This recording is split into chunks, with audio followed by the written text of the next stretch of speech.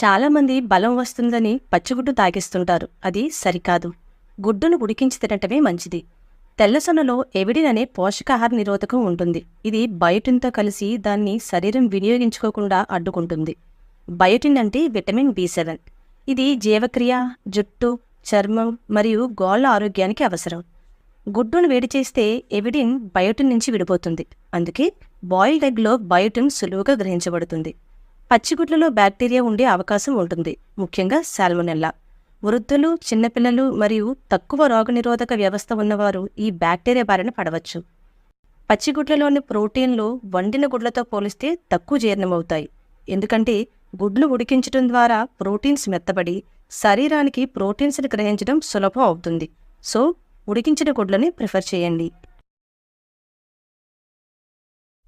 చాలామంది బలం వస్తుందని పచ్చిగుడ్డు తాగేస్తారు.